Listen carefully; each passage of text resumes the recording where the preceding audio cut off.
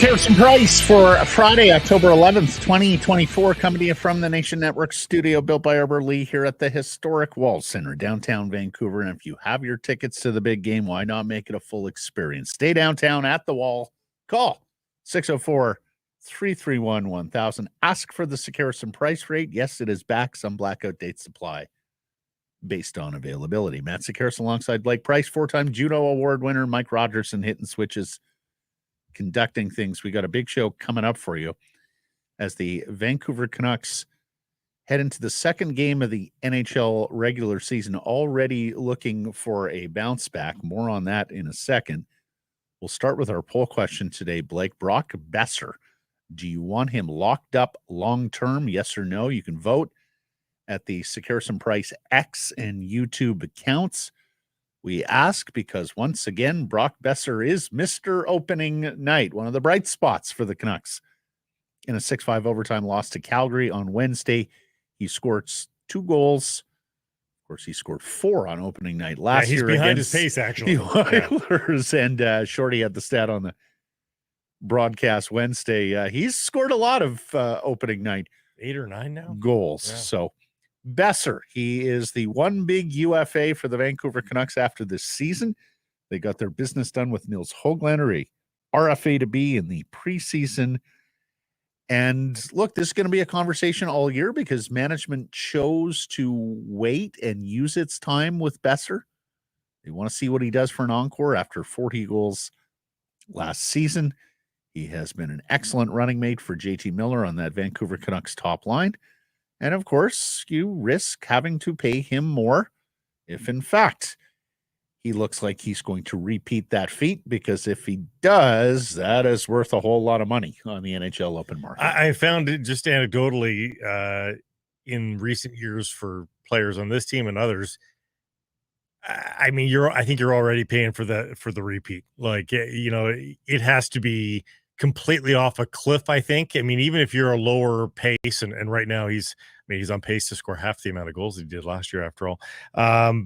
But even if you have a slow-ish start to the year, I don't feel like we've seen that really affected in the price of guys that sign in the middle of their final season. So I think they're probably on the hook to pay up anyhow. And he's funny, Matt. Like, I still have concerns about his skating. I still have concerns about his 200-foot game.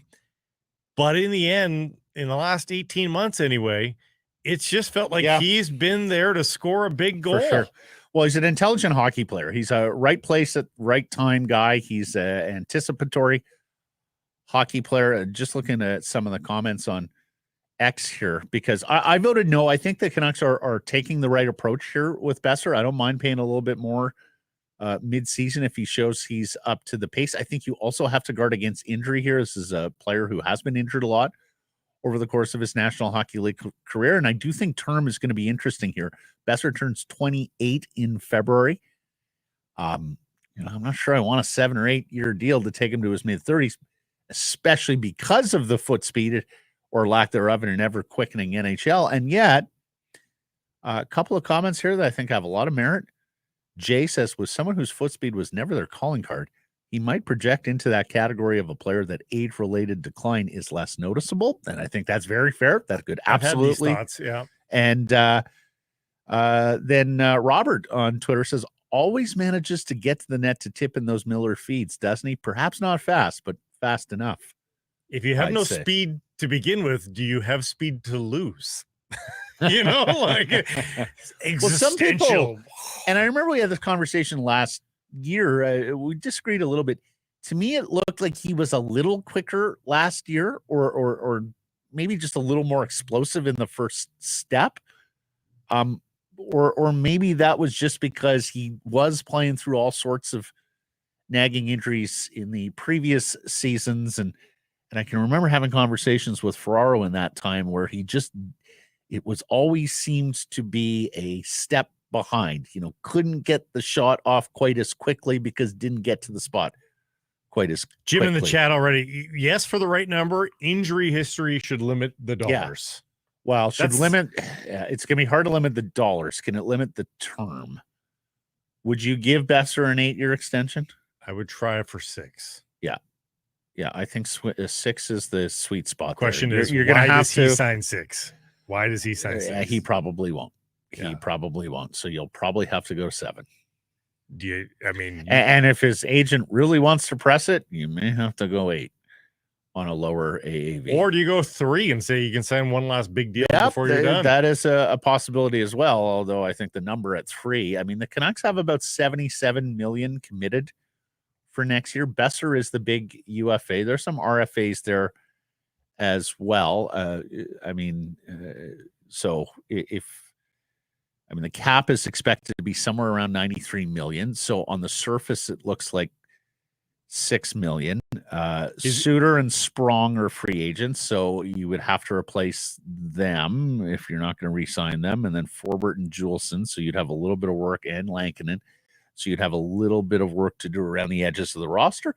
Maybe some of these young players come up and help that cause. And of course, a lot of this will change. The equation is going to change after in-season additions, because we do anticipate this management group being aggressive at the by the trade deadline, adding reinforcements for the Stanley Cup playoffs. And we'll see. Maybe some of those guys come with term. Maybe you're deleting someone off this roster, which changes the cap math for next season. All right. Let's move on to our top story. It's brought to you by Yellow Dog Brewing, Neighborhood Brewing, Yellow Dog Spirits, and Foolish Winery. Kevin Lankinen's Vancouver Canucks debut. We saw this coming after Artur Shilov's struggled mightily Wednesday in that loss to the Flames.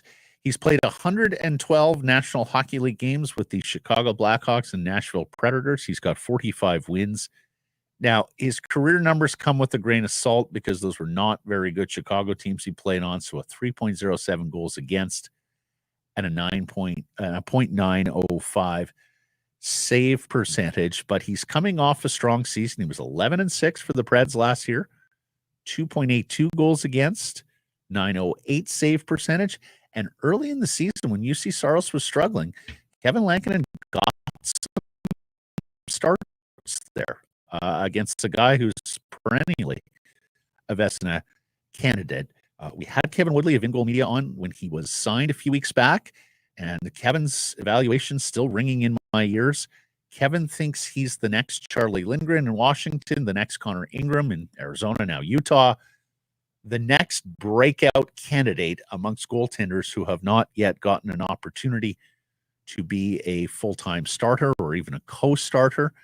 We had Chris Mason on, former Predators goaltender and now Nashville Predators color analyst, a couple of weeks back, who told us this is a very sort of cerebral, studious guy. He knows the game. He reads the game. He puts time into knowing his opponents, as well as being incredibly grateful that he's able to have this life as a professional athlete and an NHL goalie. So quite interested to see Kevin Lankinen. The other thing we should note here, Rick Tocchet has praised. He's gone on and on in preseason and talking about how well Lankinen handles the puck and how he thinks that's a big asset potentially to their breakouts.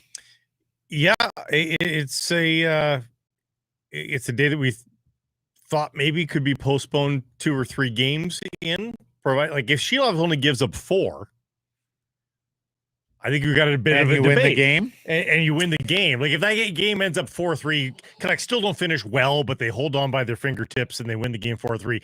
The Shilovs play tonight? I think Shilovs might play tonight. Yeah, I don't think so. And here's why. Just the way Tocchet has characterized it in preseason, I think it's more a 1A, 1B than it is a number 1 and a number 2. Yeah. Secondly, because the schedule is so sparse here in the early going, they don't play again until Tuesday in Tampa. And you don't want Lincoln sitting on his hands. That's it. There's that for so sure. I think getting him a game. And the other reason I say that, Blake, is I think that's reflected in the other changes that we're going to see tonight. That Pius Suter is back and playing for Nils Oman, not Atu Ratu. And then Noah Juleson gets in for Vincent Desharnais, although that could very well be performance related. So Räty remains in the lineup. Still no Räty Bains. He was recalled from Abbotsford. Tocchet is mused about getting him in, but alas, no, not tonight at least. What are our friends at Yellow Dog up to this weekend? The Squirrel Chaser Pale Ale. That's a big beer. That's not a big That's beer. a good beer. That's not a big. 35 IBU, I think. Okay. It's all right. It's medium bodied. On sale this month at your favorite private and government liquor stores. Go get the 4-pack of tall cans right now. So, many cocked an eyebrow in the summer when the Vancouver Canucks were as itching to sign Vincent Desharnais and Derek Forbort as they were. Now, we know Rick Tocchet and Adam Foote prefer that big defenseman, and there is no question that both of those guys are big defensemen. But here he is, one game into his Canucks career, and Vincent Desharnais is a healthy scratch after signing a 2-year, $4 million deal. We're going to bring J-Pat in here in a moment. He's covering the proceedings this morning. Look, we know how much they liked Juleson last year. We've discussed at length what a big step forward Juleson took in his National Hockey League career last year, playing a majority of the games for the Vancouver Canucks, looking far more comfortable with the puck. So I do think this is a little bit related in wanting to get Noah Juleson into a game early, again with the sparse schedule, but I think it's also probably reflective of how Desharnais and Forbort played as a pair on Wednesday. They were not very good, the two worst Vancouver Canucks by the analytics. Hey, I'm not going to spike the football here. As you know, I've made my feelings on this signing well known, especially if you're going to bring in Forbort as well with Susie and Myers already there. Did they need 4 Redwoods? Probably not. And hey, I'm not saying it's impossible for Desharnais to improve his game under Tocchet, but it might take longer. Like, it might take longer than 2 weeks of training camp and preseason for him to figure out what Tocchet wants, for him to listen to what the Canucks coaches are saying and improve his game that way. But I will say this, it's a project. They've signed up for a 2-year project that is not cheap. Like $2 million per season is not dirt cheap, especially when you consider that, the prices that they've ended up getting for guys like Lankinen and Sprong. Lankinen and Sprong, I suspect, are going to play pretty major roles on this team, and they cost under $1 million per season. Yeah. So, no, I know. You pay for right-handed defensemen, you pay for size on defense. I think that's very much clear now. They needed one of those characteristics. They didn't need the other. They didn't need more size. Season. Yeah, and let's just round this out before we bring J-Pat in. Nils Åman sitting. He got the call for opening night. Tocchet has mentioned his penalty killing ability. And it was really interesting the way the PK shook out on night one, because last year their 4 primary penalty killers were Elias Lindholm, now in Boston, Teddy Bluger, Dakota Joshua, of course, unavailable, recovering from testicular cancer, and Nils Åman. Then you get to Elias Paterson and Pius Suter, and JT Miller down 8th as their 8th amongst forwards most used on the penalty kill. Blake on night one, Paterson with $150, Miller with $144 as primary penalty killers. Yeah. So that you wonder how sustainable is that with the minutes they're going to play at even strength and, of course, on the power play. Not that that's tiring. They then went Bluger and Åman, and then Kiefer Sherwood was the 5th most used penalty kill forwards. Those all 5 of those guys were over a minute of shorthanded ice time.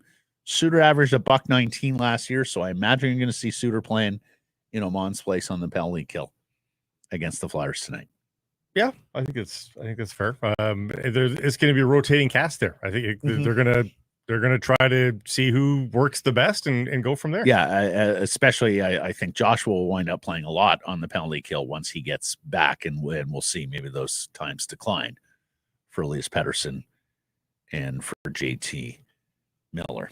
Okay, let's bring in Jeff Paterson from Rogers Arena, our Vancouver Canucks reporter, the host of Rink Wide Vancouver. You can catch him moments after the final horn tonight with Irfan Ghaffar on Rinkwide. And I'm sad to report the man who stands dead last in the Canucks Army Fantasy Hockey League, Blake, made aware of that this morning. Here he is, the one and only J-Pat. How you doing, Jeff? Still early. You got plenty of time in fantasy hockey. Yeah, I haven't thrown in the towel just yet. It seems to me that there are like 80-plus games for most of the guys. But yeah, not a great start.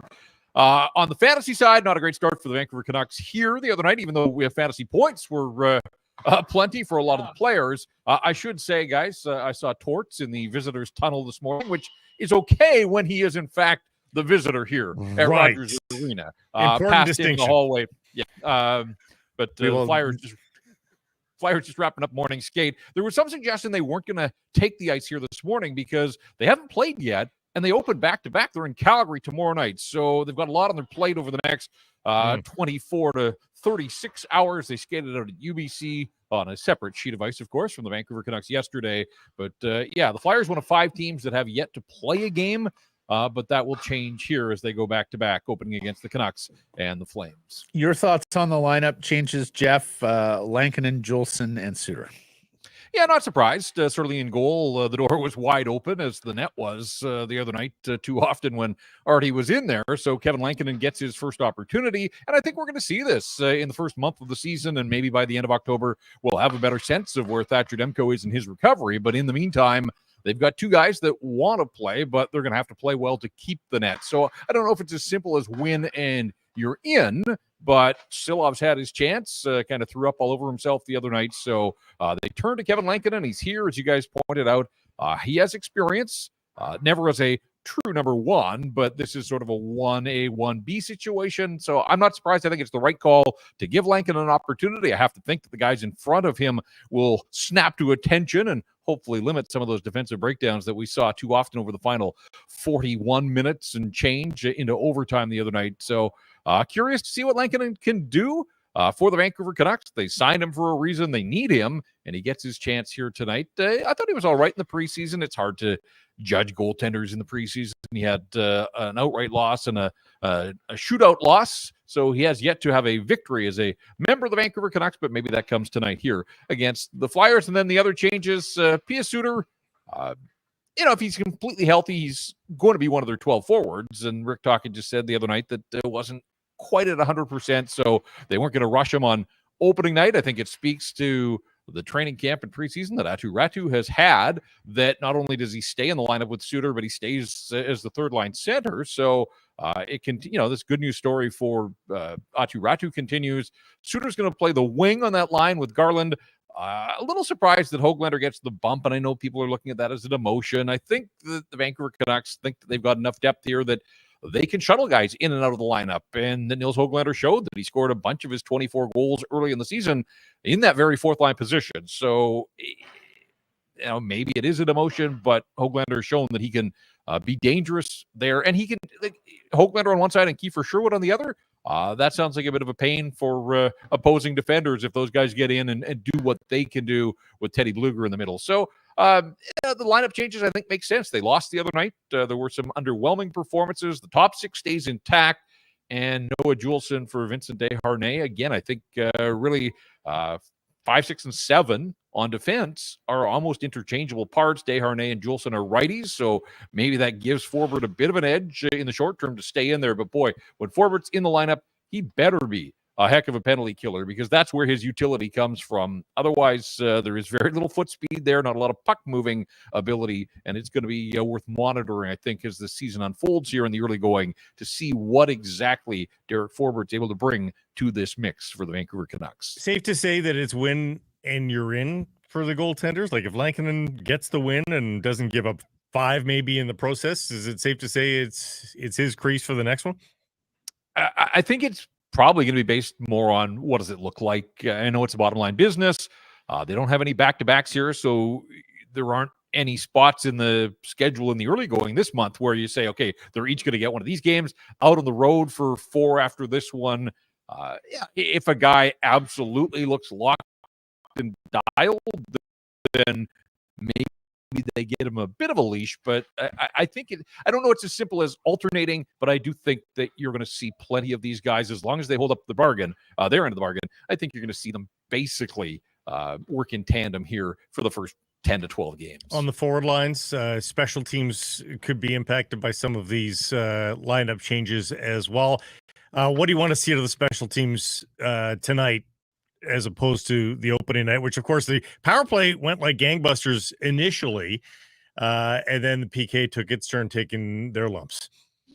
Yeah, hard to argue with the 2 power play goals that they scored, one from each unit, so that was a nice start. We saw a few new looks, like obviously Brock Boeser going to the front of the net. That's not a new look, but Jake DeBrusk from that right side, setting him up in front. That's not something we generally have seen. I mean, most of the work comes, as we saw in the second Boeser goal, JT Miller down low. It wasn't a power play goal, but it came a second after a Flames penalty, so essentially was with a man advantage. But I just want to keep seeing some of the new looks that they have shown here. Some of the, they've talked a lot about recognizing that the power play let them down the stretch and into the playoffs. We saw in training camp there was a little bit of power play work. They've spent more time on it here in the run-up to the start of the season. One of the things Rick Tocchet wants to see is guys collapsing to the front of the net, get the puck there, and get a bunch of bodies and hope that chaos ensues and that some of that chaos works to have the puck on the stick of a Vancouver Canuck and fire home a rebound. So, you know what you've got with Quinn Hughes. He's going to be the quarterback. Puck flows through JT Miller. They both had 2 points, especially with 2 goals, so the nice start to the season for him. So, yeah, I just want to see, rather than perimeter work, and we saw way too much of that down the stretch and in the playoffs. Eventually, when you get the puck in a shooting position, they've got enough weapons there, get the puck to the net, and some good things can happen. And then we'll see on the second unit isn't likely to get a lot of opportunities, just based on, in a perfect world, the first unit will score and the second unit would applaud from the bench, but it doesn't always go that way. But they've got options. The one thing to keep an eye on is the other night, at least, with Suter out of the lineup, they had 4 wingers and Phil Hronek, and Danton Heinen is the designated center there to take faceoffs, but it didn't feel, it kind of looked like 4 wingers. Like I didn't see a true playmaker out there in the bunch, and I wonder if that's something that is going to require a little bit of work and attention as they go here, but they did score the Garland goal in the power play, or rather the Sprong goal. It was the power play goal there. So, nice to get one in the first game of the season and something to build on, certainly. But, this is a Philadelphia team. As we said, first game of the season, Torch is going to have his guys ready to go, whether it's at even strength or on the special teams. So I think for the Canucks, it's just continuing to, drill down, do the detailed stuff, and hopefully that they can find a way to win the special teams battle and ultimately win the hockey game. Jeff, I know how much you love the one-day retirement contracts. We could do a whole episode on this with Jeff, yeah. Alex Edler sounded in great spirits as he made his return to Rogers Arena, signed that ceremonial contract, and will be celebrated tonight. Yes, but it's worth noting that he's an unrestricted free agent again. He signed the one-day contract yesterday. Like, somebody explain that. If you're going to go to the lengths of a one-day contract, why wouldn't you do it on the day that is in your honor? Like, I saw that yesterday, him sitting down with Patrick Elvine, and my mind was blown. But yes, really important piece of paper there that he signs the one. At least make it a 2-day contract, right? A 2-day contract. I will say that he's got a stall in the Canucks locker room. Now, it didn't have any gear in it because there were some people wondering, is he going to take a lap tonight? I don't know the answer to that, but he did have a nameplate above a stall in the Canucks locker room. So it is his big day. But yeah, this is a guy, as we know, through his playing days, kind of kept to himself, let his actions speak for themselves out on the ice. Wasn't the most vocal, certainly when he met the media. I don't think that was his favorite part of the job, but boy, he was loose. He was relaxed. He had his daughters in attendance in the press conference room here at Rogers Arena, and talked about his career, what it meant to him. I asked him about retirement. He's going to base in Los Angeles still. Doesn't want to uproot the kids, so they're in school. I asked if, does he want to stay in hockey? And he said eventually, yes, that's what he knows. And like so many others, when you think of all the former teammates, Daniel and Henrik, obviously, Manny Malhotra now out in Abbotsford. Chris Higgins has had his turn here with the organization. Alex Burrows, not with the Canucks, but he got into coaching. So many guys from the heyday of the Vancouver Canucks have continued on in National Hockey League roles. Alex said, yeah, it interests him, but he isn't sure sort of the what or the where or the when. He's just enjoying being a dad after 15 years of being away for all the kids' birthday parties and Christmas pageants and all those types of things. So, that's where he is in retirement now. And you probably saw the quote about Quinn Hughes and his records, and he knows that his club records are going to fall in short order here, but had nothing. But the highest regard for Quinn Hughes and the way that he plays the game and the way that he approaches the game. And as Alex, and look, Alex was a terrific Canuck, no question about it. But he deadpanned that the reason he has the records is because he played here so long. There's an element of truth to that with his longevity. But yes, the minute Quinn Hughes stepped out of the ice and we got that 5-game glimpse at the end of the season when he turned pro, it was pretty apparent that Alex Edler's records would not stand for a whole lot longer. Do you think he gets in the Ring of Honor, Jeff, or do you think this is it for Alex Edler in terms of club celebration acknowledgement? I thought he was an absolute lock to be a Ring of Honor guy. Matthias Olin is up there. I think those careers are comparable, and he was here longer and had better offensive statistics. And I thought for sure, but then you have a night in your honor like this one, and I do wonder if that's an indication from the hockey club that this is sort of where it ends from him. And it's going to be a great night, and he'll get a great ovation. And it was cool to see Dan Hamhuis in the stands here this morning, and I would imagine there were probably some other special guests that'll be trotted out.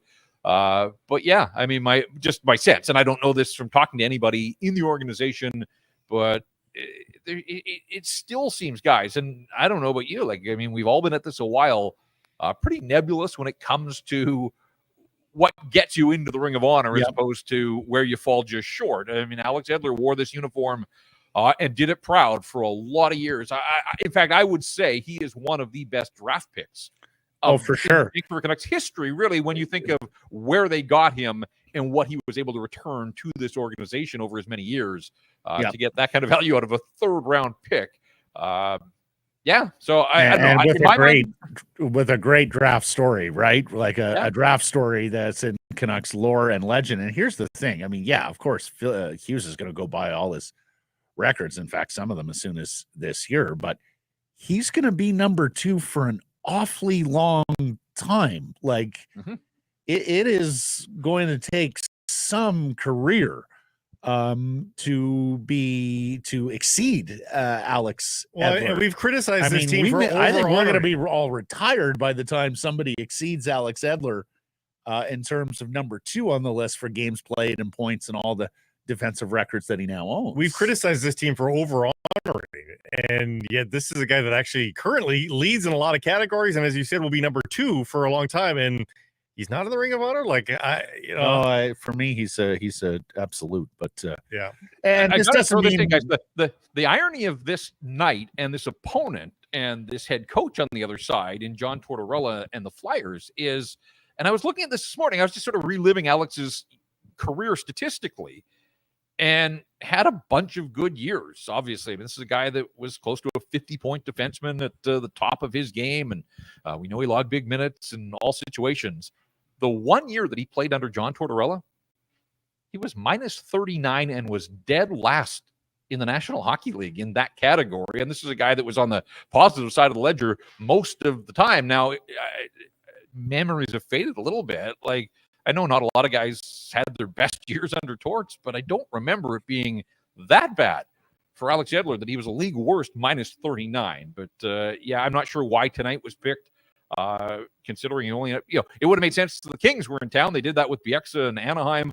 He only played for one other team, but maybe this was an open night on the schedule. They've got a lot of theme nights throughout the year. Maybe they recognized that they wanted to do it early before his records fell to Quinn Hughes, whatever the case. It's Alex Edler night here against Philadelphia. But his toughest season in the National Hockey League was the 1 year that he played under John Tortorella. I thought he overplayed him, but he actually didn't. He's on or about his half minutes or year. He had a lot of 24-minute years, so but that wasn't the case either. So, I don't think Torts would admit that he got the best out of the roster that he was given that year anyway. So, no. Yeah. Okay, Jeff, we'll let you get about your business. We'll be listening to you and Irf tonight. Thank you for this. Enjoy the hockey game. No show for us Monday with the Thanksgiving, so we'll catch up next week.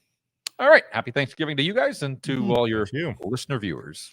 Gobble turkey. That's Jeff Paterson, our Canucks reporter, the host of Rink Wide Vancouver. He and Irf get going minutes after the final horn tonight at Rogers Arena between the Flyers and Vancouver Canucks. Okay, so we said just about everything about Alex Edler that needs to be said. He was speaking earlier today that he went to a playoff game last year with his daughter. He was reminded of how loud the building was, got a little bit emotional. So let's hear from Alex Edler on what it means to have this night. A lot, obviously. I'm, very honored to get this opportunity from the organization, to retire as a Canuck. This club, this organization has meant so much to me. And I've spent so many years in this city, so I'm just very honored to be here, and I feel very special to have this day. At his height, easy to forget now, but at his height in 2011, 2012, certainly his best offensive season. I'll let others who track the defensive metrics analytics comment on whether that was the best defensive season. But really a perfect defenseman, Blake, in terms of he was good with the puck. He made good passes. He scored some goals. It was 11 that year. He exceeded double digits 3 times in his career. He was good defensively. He was a good skater. A physical presence, even if you wanted to see it more consistently, and a size guy with reach and all that. Really, when you're designing defensemen, Alex Edler maybe didn't have enough measure in some of the categories that you would look for to be a top of the league defenseman. But a guy who could have played for anyone, and coaches would have been absolutely delighted to have him in the lineup year in, year out. If you were unfamiliar with his draft story, we'll tell it again. Playing like Division III men's hockey in his hometown of Östersund, Sweden. The Canucks scout Thomas Gradin was onto him.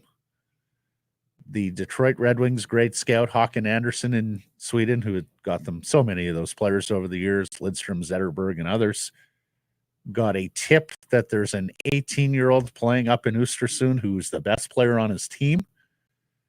Håkan decides before he takes the time to go on up via train or whatever, because it was a fair distance from his base, he would call the head coach of the Östersund team and ask, okay, is he going to be in the lineup Friday? Is he going to play a lot? I don't want to have to go up there and see him play 8 minutes sort of thing.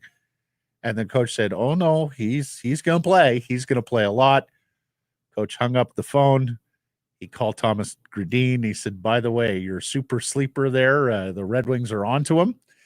And then Thomas Gradin at the draft in 2004, literally banging on the table to Dave Nonis and Ron DeLorme saying, no, go get a 3rd-round pick. We need a 3rd-round pick ahead of the Red Wings to be able to get this guy. Nonis and DeLorme played ball, trusted him, and the rest is history. I think I'm only half joking when I say this. Would he have been that much better offensively with today's sticks? How many broken sticks? Oh, yeah. Okay. And honestly, and again, I'm only half joking because he was in that transitionary period when sticks were breaking a dime a dozen. I remember Pierre Maguire yelling that this is going to cost someone a playoff series. Well, because they were just changing over the technology. Some had they had changed over, but they were still not quite. They weren't as reliable as they are today. No, they hadn't figured it out like they have today. Like there was a game last night where there was a couple broken sticks. The Florida game. Florida loses because the defenseman breaks his stick on a point shot, and Barkov breaks his stick. And it was on a the point second shot, of the game, and Stützle goes the other way to score in the open net. But now that sticks out like a sore thumb, whereas it was a nightly occurrence. So, all right, moving back to the game, a bounce back needed versus the Philadelphia Flyers, folks. You may remember. The Philadelphia Flyers were the wake-up call for the Vancouver Canucks last year, right here at this part of the season. They won the first 2 games against the Edmonton Oilers. Second game in Edmonton, Casey DeSmith standing on his head, and they beat an Oilers team that vastly outplayed them, outshot them that night. And then they went on a roadie starting in Philadelphia, and they lost 2-0, the shutout from Carter Hart. And that was the scene of the Rick Tocchet, who are we to think that we've achieved or accomplished anything, right? You remember how angry he was after that game, and really, we didn't see him angry much after that. And he admitted, yes, some of that is I'm an old flyer and we came and laid an egg in this barn. But also, he was guarding against those young Canucks who he was still in the process of building up after tearing them down a little bit, getting a little too big for their britches. And so it was the who are we to think that we can just waltz into a barn like this. And remember, everybody thought the Flyers would be one of the worst teams in the league last year. And from there, it got a whole lot better. They won the games in Tampa and Florida and moved on to a hell of a season. They'll get a chance to lay an egg in Philly next week, by the way. Two games in 8 days, strangely, between these 2 teams. So let's hear from Coach.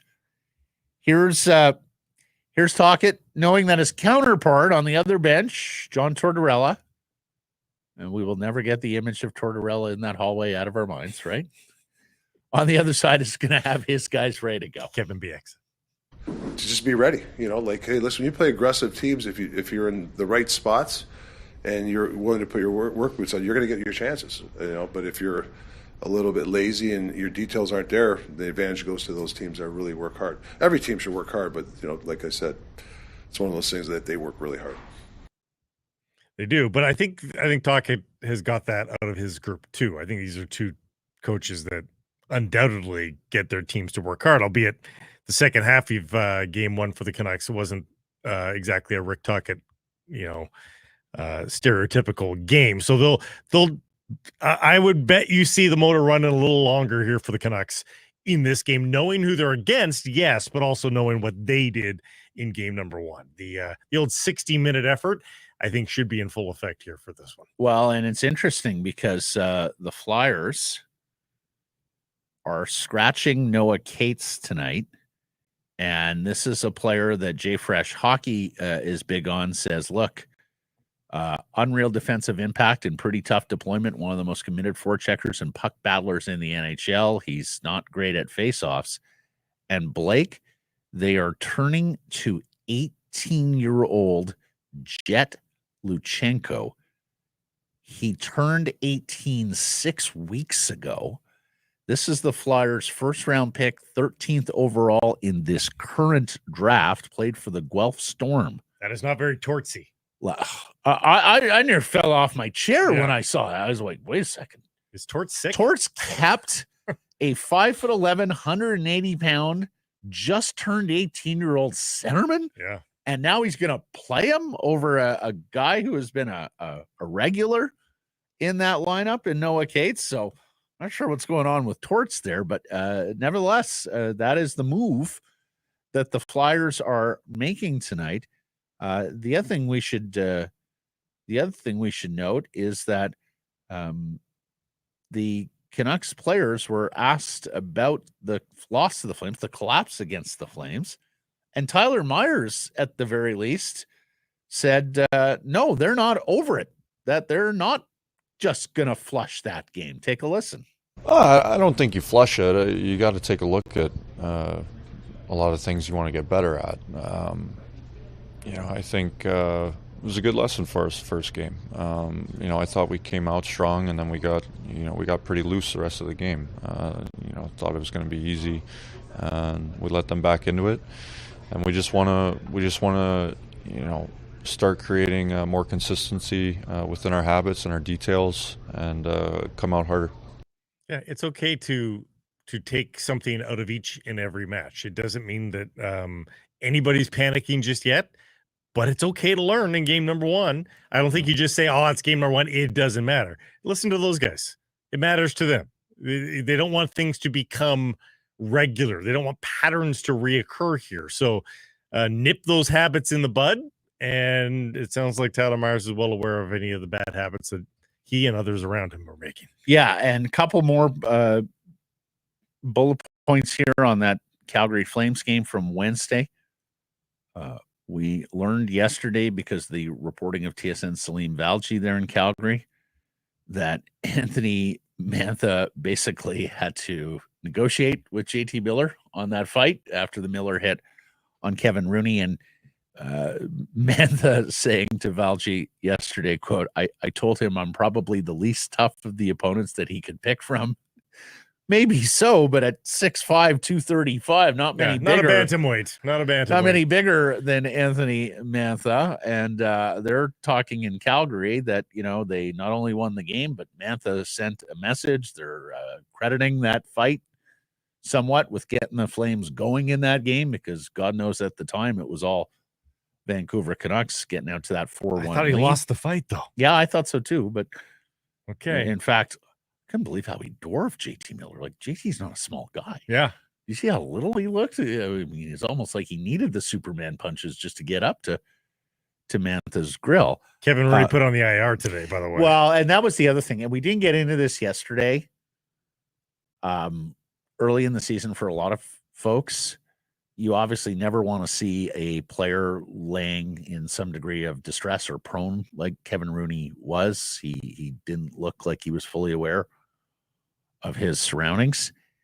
And, I know the crowd is hyped. It's the opening night. They love JT Miller. Anytime Miller does anything, they love the ability to, chant his name or announce along with Al Murdoch on the PA. But the Flames did take some offense to the Rogers Arena crowd chanting JT Miller when Rooney was down there on the ice, and understandably so. Like, I can understand that when you put yourself in the shoes of the Calgary Flames or their fans. You don't want to hear like a celebratory chant when you've got a player who you don't know at that moment how injured he may be and what he might be going for. So, we'll see the next time these two teams face each other if there's a little bit more venom. God knows there's a rivalry now with the Edmonton Oilers. Wouldn't it be fantastic if it was a game on, rivalry on with both teams to the east? I don't think Calgary has a surprise season, but I won't say that it's at 0%. Like, there's a chance that Calgary's competitive enough to be a flirty playoff team. I would agree with that. I was thinking about that the other day, looking at their lineup going, I think this is closer to 10th or 11th from the bottom than 5th from the bottom. It's probably particularly if the young goaltender Wolf is there alongside Vladar, and they can. It's probably an 85-point team, but if they get goaltending and Huberdeau and Kadri have renaissance years, they could be a 95-point team. Yeah, whereas if Huberdeau has another miserable season and the young goalies, or I guess Vladar isn't young anymore, but if those goalies, if the goaltending leaks a little bit, then it could be a long season in Calgary. We shall see. I just wanted to get to a couple other things from around the league that could well involve the Vancouver Canucks or fits into Canucks history. The Athletic reporting that right shot defenseman Justin Schultz of Kelowna and Kevin Shattenkirk, who are still out there as UFAs, are now sort of waiting on the right fits. You see a lot of this in football, that when guys are free agents the first couple of weeks, they see who's injured and then they sort of pick their spots because they know it's going to be a one-year deal. They know it's not going to be for a lot of money. The question is fit. So, we saw the Canucks make the trade for Branson, a different profile of defenseman for that bottom pair if they need a lefty to fill in. I do wonder, Schultz, Shattenkirk, would they be the same as Brandstrom in terms of a different profile of defenseman, more of a puck transporter, puck mover on the right side of defense? We'll see how Juleson does tonight. We know Desharnais struggled in his first game as a Canuck. If things continue to go poorly for the Canucks on that bottom pair, do they take a look around at some of the other options that are still out there? And of course, how long will those options be out there? Well, there's 2 years left on a guy who just hit the trade market too. Timothy Liljegren is available in Toronto as a right shot defenseman, 25 years of age as well. pretty decent pedigree. His draft stock fell, of course, in his draft year. He was supposed to be top 10, ends up getting drafted, 17th overall? Yeah, 17th. Interesting player. It's been a bit of failure to launch, although last year was pretty good. He was 23 points in 55 games last year, and he was a plus player. Again, you're not bringing in any of these guys to save your team. It's just a little bit of a compliment. And if you put any of those players on the third pair and you're not taxing them minute-wise, Matt, it is tempting to get a little bit more mobile. Well, and in the case of, I mean, they were both, the two guys I'm talking about were both full-time players last year. Schultz played 16 and a half minutes in 70 games for Seattle. Shattenkirk played 15:47 per night in 61 games with the Bruins. So that is very much third pair slotting, third pair assignment. And just a situation to monitor. We know how aggressive this front office is. We know what's lacking here on the right side of defense. A situation to monitor. I'm not sure Canucks fans are going to want to monitor Dylan Guenther much anymore. The Utah winger with another 2-goal night. He is up to 4 on this young season. I saw our buddy Dave Hall's tweet that even if the Canucks had kept that 9th overall pick in the 2021 draft, which of course they sent to Arizona in the OEL Connor Garland deal, would Benning and company have taken Dylan Guenther? I know you had the same question. That was very much a 9-player draft. I say that because remember at number 10, the Ottawa Senators took Tyler Boucher like way out of left field. Teams took Flyers, shortly thereafter.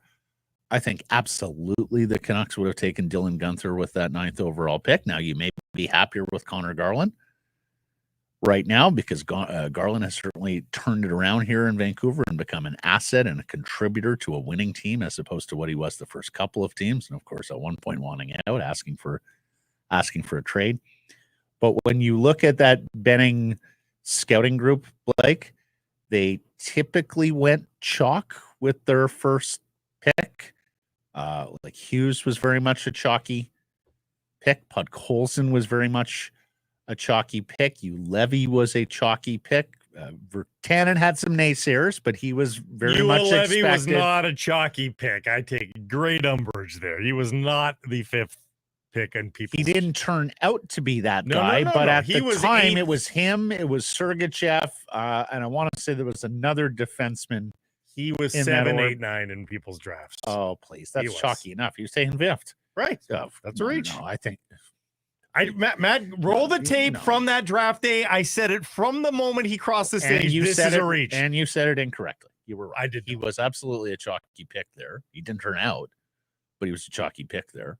McCann was a chalky pick where they took him in the first round. Really, Paterson was the only kind of out of left field surprise in the first round from the Benning group. Boeser was very much in the orbit of where he went. A lot of people had Boeser going in those early 20s. Who else? Who went after Ulevy? Give me the names again. 6, 7, and 8. I think Sergachev went 9th, if I'm not mistaken. Who was drafted after Ulevy? It was Matthew Tkachuk. Right, of course. He was projected above Ulevy. Well, no, they were all projected in that range. Who were the first few picks in the draft? It was the two Finns, right? Right, and the 2 Finns. Pierre-Luc Dubois was a bit of a reach at 3. He was a little bit off the board. We had heard, hey, Columbus is going to do something a little bit different here, and they went Dubois, which dropped Puljujarvi to 4th, right? Then Ulevy, then Tkachuk, Keller, Alex Nylander, Sergachev, Jost. Finish off the top. Yeah. I mean, maybe some people had Ulevy mocked to 7th or 8th, Blake, but he was very much expected to go after the Finns and Matthews, as I recall. Matthew Tkachuk. Yeah, people wondered about Matthew Tkachuk's skating. There was also a question about, dad and how involved Keith would be in his career. Anyways, Ulevy had those terrible World Juniors after the first one when his first year at the World Juniors was transcendent. Well, but that was coming off the transcendent World Juniors, if I'm not mistaken. Was it? I believe that's so. Yeah, because did Benning not say I haven't seen an 18-year-old dominate a World Juniors like that defenseman in a while? No, Anyways. so he was. Yeah, you're right. It was. Yes, Yeah. it was coming off his goal. Speaking of draft picks, Macklin Celebrini, the first overall pick, second consecutive Vancouver area kid to go first overall after Connor Bedard to Chicago. A 2-point first period in his National Hockey League debut for the San Jose Sharks, who, by the way, wore the throwback unis. Did you see those Sharks unis yesterday? The old, like, Igor Larionov, Doug Wilson unis from their expansion era. Gorgeous. Alas, St. Louis comes back and beats the Sharks in overtime. Going to be some losing there for Macklin Celebrini, but the kid's got an electric personality and smile. We've had him on the show before. He is going to brighten up that market and brighten up the National Hockey League. Very much looking forward to tracking his career alongside Bedard's. And only 6 more years until they're both in Canucks. Until they're both Vancouver Canucks, yeah. And certainly Macklin. The Abbotsford Canucks faced an NHL roster deadline yesterday, and well, they just kept everybody. 15 forwards, 11 defensemen, 3 goalies in a very beefy Abbotsford dressing room right now. It is going to be competitive in practice because in some cases, like if you're a defenseman, you got to beat 5 other guys out just to get in the lineup right now. I think they've got a lot of young talent that they all feel is around the same ability-wise right now. I don't think they can separate that wheat from chaff just yet. Okay. And then a couple of journeymen at each position that they would rather have around as sort of the pillars of the team. So, I mean, they can't be like this forever, but I would guess for a couple of weeks they'll sort it out. Let's get to today's menu. It is brought to you by our friends at Greta Bar YVR, where the first Canucks Army watch party of the season is going down a week from tomorrow, Saturday, October 19th, at our home for the fans, Greta Bar. Doors at 3, puck drop at 4. Get your tickets at nationgear.ca. We'll have prizes. We'll have trivia. You got the awesome arcade there at Greta, the fantastic street food menu. And we'll be raising money that night in support of the BC Mental Health Foundation. Don't miss out. Get your tickets, nationgear.ca. We got Chris Higgins, former Canucks player, and of course, player development and skills coach with the Vancouver Canucks. Should also mention with Monday being Thanksgiving, there'll be no show on Monday, so we'll get back at you on Tuesday, as I mentioned. And no game to talk about until Tuesday. Well, really. You got tonight's, yeah. But again, it's a sparse schedule. Yes. With the Vancouver Canucks tonight, and then Tuesday night in Tampa Bay, Thursday against the defending Stanley Cup champion Florida Panthers, before back to Philly, as you say, 2 games in 8 nights against the Flyers, and that's the evening we'll be having our party over at Greta. Okay. Bet365 time, bets of the day, this segment proudly brought to you by Bet365. Statement time for the BC Lions. You want to host a playoff game? You don't want to go back to Regina? You want to play in a home Grey Cup? You got to get the Riders tomorrow at Mosaic. The roster's getting healthier. More on that later in the show. No more excuses, particularly for Nathan Rourke in the offensive side of the ball. Want to see some sustained drives. Want to see some touchdowns, fewer field goals, much as I like Sean White. Defensively, look, I'm not sure you can get 2 touchdowns for scores like we saw last week against Calgary, but time to got to tackle and maybe keep up with generating some turnovers. The Lions have not been great at generating turnovers this year.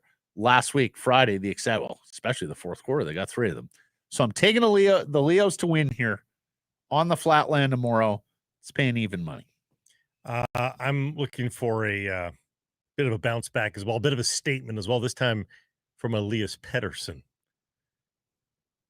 You can only control so much, but I think you'll see the effort. I think you'll see a more willingness to shoot here. I think he probably gets the picture after this. For Elias Paterson to get the over on shots, Is it 3.5? It's only 2.5, but wow. I get plus 135. I like it plus a lot. 135. I hate to say it, but that's pretty wise. I know you hate to say it. Better than your Levy wasn't chalk take. Well, people in the chat, by the way, have no idea what the word chalk means. Okay, well, the expected pick. Yeah. It's a gambling Yeah. term. Yeah. Not a surprise pick. The favorite, the But betting a prospect favorites. who was expected to go in that area or range. Yeah. We just disagree on the range. Mhm. Open an account with Bet365 today. Bet on a huge range of markets. So whatever the sport, whatever the moment, it's never ordinary at Bet365. Use code VANBONUS when opening that account. Chris Higgins coming up next. In a season like this, you never want to miss a single second of what's happening on the ice, and you want to be around your fellow fans, right? Well, Greta Bar YVR at 50 West Cordova, the perfect spot to do so. Hey, if you've got tickets, a great place to pre and post. They've got drink specials every single day. And if you don't have tickets, well, stick around and soak up the atmosphere with all your fellow fans, play all the great video games and air hockey, great air hockey set up as well at Greta Bar YVR. We'll see you there, 50 West Cordova. Some price from the historic wall. From the historic wall center, this segment is powered by Square. If you run a restaurant, you're too busy for this ad. You're thinking about how to get more orders flowing and new locations opening. You get more customers, keep them coming back. So really, you're already thinking about Square because Square Restaurant Tech helps more than 400 restaurants do all those things and more. So you're thinking about your restaurant, think bigger and think Square. Go to squareup.com/CA/EN/campaign/big INRST to see why Square is big in restaurants. And you know, it was, as we talked about, such a delightful training camp in preseason to watch young players take steps forward. And so we thought we'd call on our friend, former Vancouver Canuck. He's been there in the trenches working with all these young players over the years. Mr. Chris Higgins joins us here on Sekeres and Price. How you doing? Good to see you again. Well. Thanks for having me, guys. More than welcome. Well, you were sitting there in the trenches, as I mentioned, doing all the work with some of these developing young players. Chris, just wanted to get your take. We'll start with Räty because he made the team and played on opening night. What was it about Aatu Räty here over the last few weeks that allowed him to do this? And you know, how pleased are you to see something like that, given all the work that so many in the organization put into these guys? Yeah, he's made quite a few steps as he come to the organization, and obviously the biggest step, working on his skating over the summer was his biggest drawback to his game. But he's got really nice hands, and his face-off ability obviously puts him over the edge for some guys. It's such a valuable asset to have. I mean, it's why I couldn't play center in the NHL. I couldn't win face-offs, so I had to play wing. So, for him to get extra shifts, it allows him to get extra shifts winning face-offs. That's valuable. Gets him on the ice and gets him in the game. Gets him into the game late in games sometimes too. I mean, we're only one in here of this season, but I would not have guessed that Rick Tocchet would send him out in the final 10 minutes of the third period. And he got a couple of shifts out there, and I don't think he's going to turn into a Selke nominee anytime soon. But he seems to have figured out a little bit about responsible play as well, which is going to endear him, isn't it? Yeah, I think so, and he's a guy that can accept the role. I think if you put him in a spot that's good for him down the lineup, he'll pick up those little details as we move along here. That's going to allow him to be successful. How hard is it for a guy who used to be a point getter like extraordinaire at every other level? How hard is that to program the 200-foot game? Depends on how much you want to play. Yeah. With the other guy they just brought back up, Räty Bains, right? Who led the WHL in scoring, and now rounded out his game and is relied upon in all types of situations down in Abbotsford, and is getting the call up to the big club. That humility to accept a different role than what you have, and having the skill set and the intelligence to take on those little skills. It's really nice to see these guys be able to do that. What do you think, Chris? Can either or both of those guys turn themselves into full-time NHLers this year? Or do they need to? Would they have more leash than that? I don't know if they're going to go full-time NHL players, but getting a healthy amount of games and having success too, not just being a passenger, not just getting your 10, 12 minutes and kind of fitting in? Are you having an impact on the game? Do guys want to play with you? That's usually an indicator if you're playing well. Guys want to play with you. They're excited to be on, to look at the practice board and see that you're on their line. That's a big indicator for a young guy. I mean, did you see this coming this quickly? Probably not, just because of the skating. I think was probably, I think he's going to have some trouble for him. Those guys that don't skate well, and it goes to Linus Karlsson, the same thing. When they don't have their legs, it's tough for them to grind out even an average game. And that's at that level, it's unacceptable to have so many below average games due to a deficiency. It ends up eating at a coach. The more games that you put together like that, it's hard to shake those away. Before we leave the AHL team, remind us what you saw last year. Like, this roster is enormous. They've got 11 defensemen still on the AHL roster, 15 forwards. Is that typical for the start of the AHL? Like, that doesn't strike me as typical. Are they just having trouble deciding who goes to Kalamazoo and who stays in Abbotsford? Yeah, I would think that's some of it too, and usually early in the season there's a bunch of injuries, so I think keeping a couple extra bodies around, keeping them familiar with Manny Malhotra's first year, just getting that experience of how he runs things. I think there's value there. What do you think of the value of Manny Malhotra down there? You know him well, I'm sure, and what's he going to bring to the table? His manner, his hockey mind. I mean, we don't really know yet what his style is. I'm sure a lot of that's dictated from above, but what do you think he'll bring to the table? Well, if there's any player I played with my entire career, he'd be the number one on my list that I thought would be an NHL coach someday. When I got traded here in 2011 at the deadline, I thought he commanded the room. I thought he was, maybe, he wasn't wearing the C, but for me, he commanded the room. He was a big loss for us, obviously, when he went down in injury that year. And as far as his coaching style, he's a details guy, and he holds himself to a high standard, obviously a high physical standard. He's one of the best conditioned athletes on our team, and he's a team guy. So if you're not playing a team game, he's not going to have time for you. Yeah, I mean, again, Chris, there's a guy who had the great scoring pedigree in junior, the high draft pick, and forged a tremendous NHL career, even in a different role than some might have expected. Lekkerimäki, he came with pedigree. We all heard about the shot and how good a goal scorer he was coming up through the junior ranks in Sweden.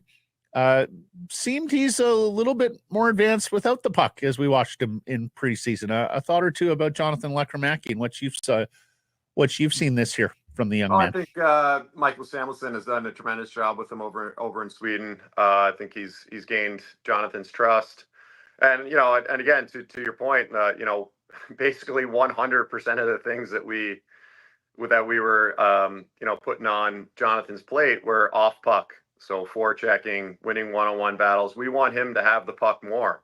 So we were trying to teach him the skills and the work ethic and how hard you have to work to get the puck back. And obviously he needs to grow too. He's still young. He's still slight.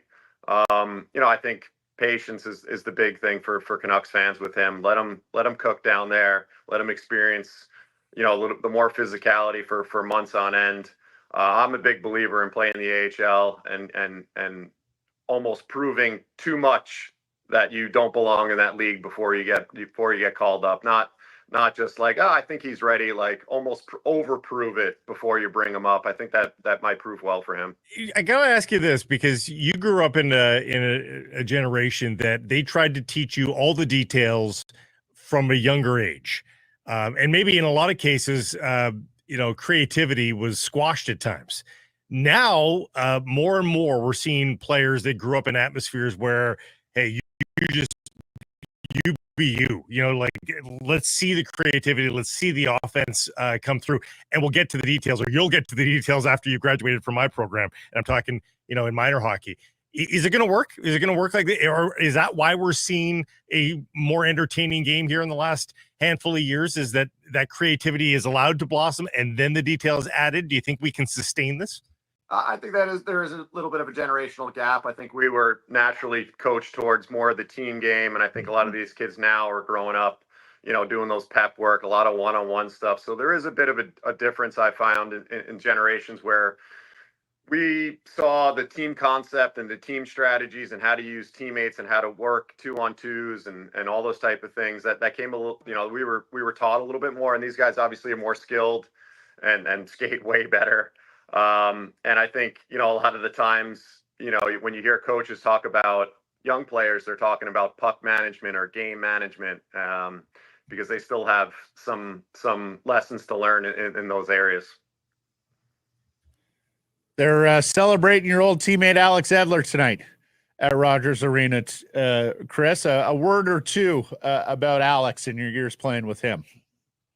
Tremendous teammate, tremendous athlete. A guy that, like I said, when we had in 2011, we had a culture of bar setters, and he was one of them. I remember, working out with him. I had him in all the short little agility drills, but for a guy his size, if we were running 100 down and back, he had me every time, and I just couldn't believe that, for a big guy, how well he moved.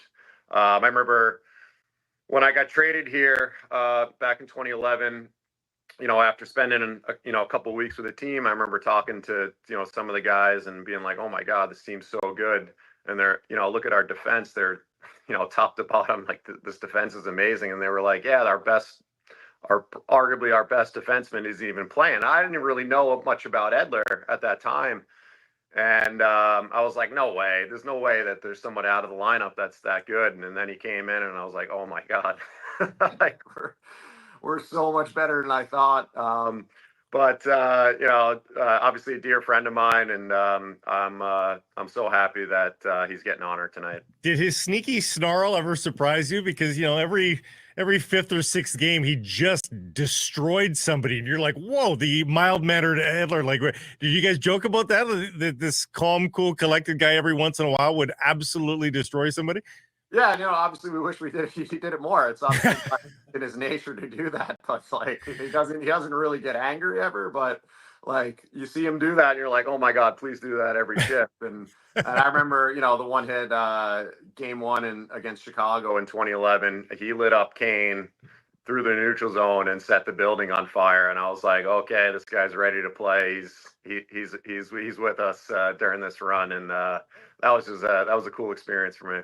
Hey, as Blake mentioned, he was just so mild-mannered. Like, did you ever hear him raise his voice on the bench or in the dressing room? Like, did you ever hear has he ever yelled in your presence? No, he hasn't. I think the most mad he got was at himself. He was very hard on himself, and like a lot of great players are. And so when he did get mad, it was usually just at himself. Yeah. Well, there's a great story that when he first came up with the Canucks, Trevor Linden called him Eaglet for a baby eagle, because he said this kid does is he eats, he's got a healthy appetite, and then he just falls asleep on the plane. He doesn't say boo to anybody. Like that was his whole rookie year. Labrador with Retriever. The Canucks. Yeah. You mentioned setting the building on fire. These days, that's JT Miller. Before you go here, is this his team, do you think? Has he just declared that this is his team? He doesn't wear the C, and Quinn has been marvelous as well, too, not to take him down any notches. But what have you made of the transformation of a tempestuous yet productive player, a few years ago, to what he is now, which is just a chest out kind of leader? What have you seen from him so far? Yeah, I mean, I love the way JT Miller plays the game. I think he's obviously a fantastic hockey player. A guy that I use to point to for a lot of our development guys. It's nice to have a guy like that in the organization that does so many things so well. Obviously, the emotional heartbeat of the team. Obviously, like you said, Quinn wears the C's, but I think guys read off of JT's energy, his emotion. Obviously, you saw in game one, getting into a fight, scoring a big goal. I don't have enough time to tell you how what I think of JT. It's so good across the board. And the best thing I could say about JT Miller is I wish I looked like JT Miller when he played hockey. So nice. He just looks so so sexy on the ice, and could be any way he wants to, any way you want to play. And he's a man. Like he's grown up before our eyes. He's become a leader, and he knows that he can take over a game whenever he wants to. And lastly, Mr. Higgins, native of Long Island, how about all this USA content on the Canucks these days? Huh? True. Now, I don't know about you. Have we won you over, Chris? Are you one of ours? Will you be rooting Canada at the Four Nations Faceoff in February? No, you don't have me there. Sorry. Ah. My heart's in New York. I'll never leave pieces of New York with me, but it's a tough call. I love living here. Obviously, love this city. I spent most of my adult life in Canada, and it is hard to say that, but it is USA all the way. Yeah, it's a hard city to leave, so we understand that, Chris. Canuck Nation, it'll be interesting to watch Canuck Nation because, as Matt said, I know. a quarter of the USA team could be American. Demko, Boeser, Miller, Hughes, like you could, anyways. Well, if things go well, that's the reason. If things not go so well, there you go. Play both sides. You win it either way. Love having you as part of this community. Love having you on the show, Chris. Thanks for the time here today. And hey, congrats to you and the team there that built some of these guys up over the last few years. Thanks, Chris. Thanks, guys. Enjoy the weekend. It's happy hour on Sekeres and Price. Today's beer of the day from Yellow Dog is the Retriever Golden Ale. Some price from the Historic Wall Center. You can text us 778-402-9680. Email live at sekeresandprice.com. It all goes to the Great Clips inbox, and it's time for To the People We Go. Brought to you by Great Clips. What we got this week? Well, Tim writes in on YouTube, I really think they should play more games as a full team in the preseason. One game for some is not enough. They looked out of sync. Some is from the new systems, but most was from not playing hard enough after they got the lead. And this is the case, I think, being made that if they reduce it to 4, as is being rumored right now, you've got 2 games, I think, where you would just dress everybody. Yeah, I think so. This shout was echoed by Rob Williams, by David Quadrelli in preseason. I know they were very much of that belief. I think some of it, Tim, is what's going on in pro sports these days with load management. The athletes are telling their employers, their clubs, with their bodies, if not their words. Too many games. You're pushing us to a place whereby we're needing rest here and there, and preseason's a good place to rest, or at least not to risk injury. Robert says, I've been alarmed about Seelovs on the long ball for quite a while, but what remains of this game, the opener, in my mind, is not the loss. It's JT Miller. He simply astonishes me. Always look. For whatever momentum was lost for Elias Paterson's season in that one game, a lot was gained by JT Miller. Mm-hmm. He stole Petey's juju. He did. He's yeah. Although the defenders of Petey are coming out in full force too. They have been awoken here. Because the extension of criticism and then, of course, the contract extension have both been factors here. Which brings us to Morgan. It's early. Don't everybody get too excited. Wait until the 20-game mark, and then you can all freak out. That's fair, Morgan. Morgan. But the 20 games a lot, though. That's a quarter of the season. But raising a concern, this is my problem with social media. Just because I've said something doesn't mean I'm typing frantically, breathlessly, screaming it's fine, everything's fine. If I say, hey, that looks like it needs to be done it can be done in a very calm, cool. It doesn't mean everybody's excited. Yeah. Well, and also context matters. Like, for example, Desharnais and Forbert. It's not like they haven't played hundreds of NHL games in the past. Yeah, we have a sample. There is a book. Yeah. And then finally from Basketball Phil, tell me I'm wrong. Tampa Bay playing games in Montreal while their stadium gets fixed would be ideal. Chef's kiss. I don't know. Can they even configure the stadium as a baseball stadium anymore? I don't even know the answer to that. I think they could. It was built as a baseball stadium. Well, it had they do things to these stadiums though as time goes by. So With more than 4,400 hair salons throughout the United States and Canada, Great Clips is the world's largest hair salon brand and the official hair salon of the National Hockey League. Salons are locally owned, operated, open 7 days a week. Your time is valuable. Use the Great Clips check-in app. See the wait time, check in on your phone, get your haircut when you want. For more information, check out greatclips.com. Great Clips. It's going to be great. Not great for the Seattle Seahawks last night in Thursday night football. Lose 36-24 to the division rival San Francisco 49ers before tons of Niners fans at Lumen. I didn't realize the Seahawks were playing the Blue Jays last night. Why is it so easy to take over Seattle stadiums and arenas? Oh, there's not a big fervor for the Seahawks this year. 49ers faithful at Lumen. Blue Jays turn T-Mobile into Rogers Center West once a year. Canucks fans now showing out in the Let's Go Canucks chants. Go Canucks, go chants, breaking out a climate pledge. I was even surprised at the amount of maize and blue, Michigan maize and blue at Husky Stadium on Saturday. It's getting embarrassing, Seattle. Well, those are national entities, though. The 49ers in Michigan are national brands. Come on. Blue Jays are too. Yeah. Hawks have lost 3 in a row. They have ceded the division lead to San Francisco. Both teams are 3-3. They had a chance to move 2 games up on all of the division, at least, with a win against the Giants last Sunday. They blew it. They had a chance to go 2 games up on San Francisco last night. They blew it.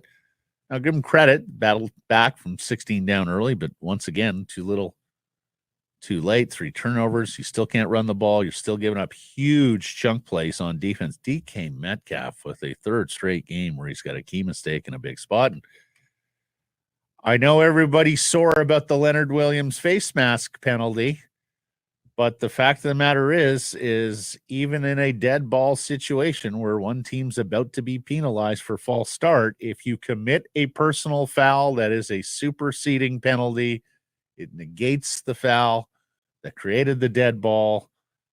It's a tough break, but them's the rules. And Blake, the NFL made the referee available to a pool reporter last night. Oh. How about that? To explain and contextualize why the Williams penalty was enforced and the 49ers false start wasn't. It's almost like they want to educate their fans and understand that there is a paying public out there that deserves an explanation. And Coach McDonald didn't know the rule. He was on the field complaining. And if sports is going to embrace wagering, yep, you have got to have transparency on these sorts of We things. said this was a tough spot for the Seahawks. Indeed, it is. It was 3 games in 11 days. They're off now. They get the long week at Atlanta next Sunday before coming home for Buffalo and the Rams in advance of their bye week. Arizona's at Green Bay this weekend trying to join. But just think Seattle, about that. They were 3-0, and in 11 days, if it feels like it, like they were 3-0 yesterday, it's because they were. In 11 days, blink, they're a 500 team. BC Lions in Regina tomorrow to face Saskatchewan. Must beat the Riders if they want a home playoff game for a 3rd consecutive year. It would be the West semifinal again. Loss means they're either off to Regina, most likely, or Winnipeg for the West semi later in November.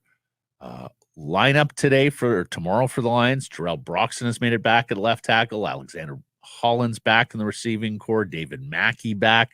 So no excuses on offense now. You've got probably the best offensive line you've dressed all year. You've got Holland's back in the receiving core. Mackey for the short yardage and for the blocking. Pete Robertson back on the defensive line facing his old team. They're showing a very thin roster in the secondary with just one backup, although TJ Lee at outside linebacker can certainly fill in the secondary. Okay, Blake. Caps LAFC Sunday, 4:30 BC Place, Apple TV. If you're not going to the game, and this would be a good one to go to because the stakes are high. Vancouver trying to escape the wild card round in the MLS West and get into the quote-unquote second round where they would play a home game, guaranteed a home game. And still with some upward mobility there because they have a game in hand against everybody. Would need to win them both. It'd be a big crowd, by the way, because this was part of that 4-pack that included the Miami game. Yes. So all those people got postponed from the August date of this to this one. So alas, it falls in an international window, which is Yeah. affecting the rosters of both clubs. We talked about yesterday, what, 5 caps away on international to 6. So Blake Price, Takaoka in goal, Brian White at the top as a striker. Fill me in on the other 9. Well, the back line should stay put. Again, this is not from the club. This is me just prognosticating. Back line is staying put. I think Matthias Laborda might get a day off. I'm going to guess it's Ut because he's had a tough go of late. Utvik, Veselinovic, and Blackman. And then, oh boy. Then it gets interesting in the midfield, everybody. No Kubas, no Ahmed, no Adekubi. So no Gold. In midfield, I would guess, and I'm going to assume Stuart Armstrong's okay. It's been very light training. He missed the Wednesday game last week, remember, as they tried to nurse a little nick. I hope it's not back. I'm guessing Berhalter. I'm guessing Ralph Priso, who has done okay in a number 6 role of defending. I'm guessing he's back there. I'm guessing Adiro Campo wide on one guy. side. Yeah, the Colombian. I'm guessing Berhalter and Ocampo are the wide players. Priso is a 6. Armstrong is an 8. When you say 6 and 8, explain that. Defensive midfielder 6, 8 is the attacking midfielder or more forward midfielder. White is a striker. Levante Johnson is a striker, maybe. Yeah. And everybody plays 90 minutes because you have no bench. All right. Alessandro Schupp in there too. Good luck to Vanny and the Sartinis Sunday against LAFC. They finally got to Abbotsford's Cade Smith in the playoffs. He allows an earned run for the first time since September 2nd, albeit it was after he left the game. An inherited runner scored. But Cleveland comes back. Another terrific ball game last night. A couple good ball games in the baseball playoffs to force a Game 5 versus the Tigers tomorrow. The winner will go on to play the Yankees, who beat Kansas City last night. Some pepper in that series as well, with a slide play that was disputed and benches emptying. I was thinking about Abbotsford's Cade Smith yesterday. He's like Dwayne Ward for the first Blue Jays World Series team. Do you remember? They had the Terminator, Tom Hankey, one of the great closers in the game. 9th inning for Hankey, 8th inning for Ward. Much like Cleveland's got Class A, absolutely one of the great closers in baseball right now. In fact, I saw some tweets earlier this week that on a printing basis, you could say he's one of the best pitchers in the history of the game because the underlying metrics with Class A. But, you just feel so comfortable when Smith's on the mound. They were talking about him last night. He gets great extension. It's almost like he's 7'4", given how long he strides out there and his release point. And didn't mention this earlier in the week, but we did note all the Canadian content on this Cleveland Guardians team. St. Albert, Alberta's Eric Sabrowski pitched earlier in the series. Marked the first time that 4 Canadians had played in a Major League Baseball postseason game.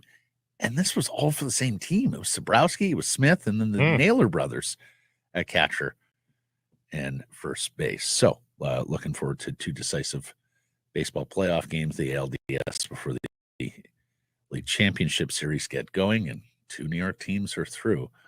Although I know you were talking about Subway Series. My only problem with that, we both love the New York crowds in the baseball playoffs. I don't really have a horse in the race. Like, I would root for the Mets by root for the Mets. Yeah. But, I wouldn't feel strongly about it. If this Cleveland team makes it through, I'm rooting for them. What scared you most about Wednesday's collapse? Our poll question from yesterday got nearly 1,500 votes. The options were goaltending, defense, Paterson, and nothing. What won the poll? I'm going to say goaltending. Indeed. Percentage? 43. Defense was second at 25. Paterson got 17% of the vote. Nothing got 15% of the vote. It's funny. Nothing's total went down as the day went along. Shadrock, defense is going to be an issue the entire season. Teddy, Nothing scared me because I'm not a child and it was a hockey game. Goaltending at bottom pair D was worrisome. Why is Paterson an option? Is that your shadow count? That sounds like something Matt Sikaris would say. Finger painting. Thomas voted PD because it's not just one game. Here's why, Teddy. It's the same disengaged going through the motions BS from late last season playoffs. If you're making that much, I don't notice you every shift. You're out there. There's a problem. Needs to be a game breaker for that money. Far from it right now. And Brad wants to know where the all of the above option is. Strangely, I do not have an error or an omission. Nothing from submitted. Yesterday's program. Well, we do. We do have an omission. The Apple Podcast omission. Yes. So there you go. For whatever reason, Apple was troublesome yesterday with a whole fleet of podcasts. It wasn't just ours. We know many of you listen on Apple, but there are other ways to get the show when Apple's being finicky as Apple was yesterday. So we invite you to check out Spotify or elsewhere. You can watch the show on YouTube. Mm-hmm. There are many ways to access the show if Apple pulls that nonsense again. That's it. That's it. Okay. Thanks for joining us, everybody. Appreciate you spending some time with us. Have a marvelous weekend. Please do subscribe to all our assorted channels, YouTube and wherever you get your podcasts, even Apple. Follow on social. That's X, Insta, Facebook, TikTok, and YouTube. Every weekday, noon Pacific on many of those platforms. And, of course, support the community sponsors you hear us talking about. Keep it local. Hey, everybody. If you're enjoying what you're seeing here, then follow along with Sikaris and Price on YouTube. I promise more content coming. The kids call it subscribe on YouTube. Well, how about liking it? Do that as well. Smash it right now.